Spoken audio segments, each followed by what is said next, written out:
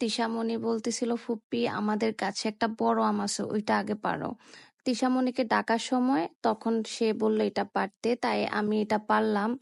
কেননা আমাদের গাছে মাশাআল্লাহ যতটুকু আম আছে এবং আমার কাজিনদের গাছও আছে, ওরা তো চট্টগ্রাম থাকে, তো ওগুলা দিয়ে হয়ে যায়। যাই হোক, তিশামণিদের গাছ থেকে একটা আম পেড়েই তারপর আমাদের গাছে আম পাড়তেছিলাম এবং সাথে তিশামণি বলতেছে সেও পারবে।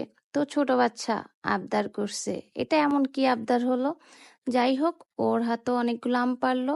তারপরে বলল চলো আরো বাহিরে আম পারি। তাড়াতাড়ি করো, তাড়াতাড়ি করো, তাড়াতাড়ি করো, তাড়াতাড়ি করো, তাড়াতাড়ি করো, মতো পারবা বাবা। তাড়াতাড়ি করো, তাড়াতাড়ি করো, এই যে দেখো রি রি রি রি রি।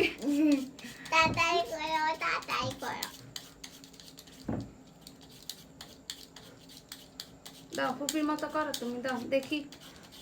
না না, খাইতে বলি না, আগে করতে বলছি। একটা অন্তত ফুপিরে করে দেখাও না। না, ফুপিরে করে দেখাও একটা। কে আসি?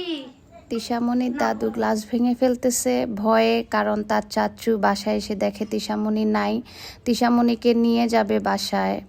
তো তিশামণির দাদু চাইলে পারতো তাকে 10টা মিনিট সময় দিয়ে এই আম ভর্তাটা বানানো খাইয়ে তারপর নিয়ে যেতে এবং সাথে কিছু নিয়ে যেতে। উনি সাথে সাথে তিশামণিকে নিয়ে চলে যায়। ওই যে না হয় চাচু ঘরে তোলপাড় করে দিবে। গ্রামের বাড়িতে সবাই জানেন চাচাতো জ্যাঠাতো ভাই বোনদের ঘর পাশাপাশিই থাকে, কারণ এটা তো একটা পরিবারের অংশ, তাই না? হয়তো পরিবারের সদস্য বেড়ে গেলে সবাই আলাদা আলাদা ঘর দেয়, না হলে সবাই তো একটা সময় যৌথ ঘরে থাকতো, যৌথ পরিবার একসাথে থাকতো। তো সেটা হয়তো এখন বড় হয়ে গেলে পরিবার সবাই আলাদা ঘর করে একটু আলাদা বসবাস করে। এছাড়া কি তারা পর হয়ে যায়? কখনোই না। তো বাচ্চাদেরকে যদি পর সেই সম্পর্কটা বোঝানো হয় ছোটবেলা থেকে, তখন বাচ্চারা কিন্তু বড়দের সাথে চাচাতো দাদা দাদু ফুপি চাচু তাদের সাথে কিন্তু আচরণটা অন্যরকম করবে। কেন? তারা জানে এটা তাদের আপন দাদা দাদু বা ফুপি না। তো এই শিক্ষাগুলো আমি মনে করি এটা একটা বাচ্চার জন্য ভবিষ্যতে ইফেক্ট পড়ে, কারণ বাচ্চারা তখন আদর ভালোবাসা থেকে বঞ্চিত হয়। যাই হোক, এই আম ভর্তাগুলো আমি বানালাম নিজ হাতে, দেখলেন। তবে তিশামণি নেই, তাই আমি তিশামণিদের ঘরে এবং আমার বাকি কাজিনদের ঘরেও আমি আম ভর্তাগুলো নিয়ে যাব। আর আমাদের জন্য ওই যে বাটিতে যা আছে ওটা রেখে দিয়েছি।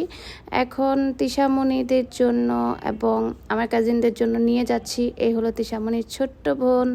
তিশামণি তাহামণি তারা দুই বোন। দেখেন তাহামণি অ্যাঞ্জেলটাকে কত সুন্দর লাগে, মাশাল্লাহ। এই যে এখানে তিশামণি মনোযোগ দিয়ে পড়াশোনা করতেছে।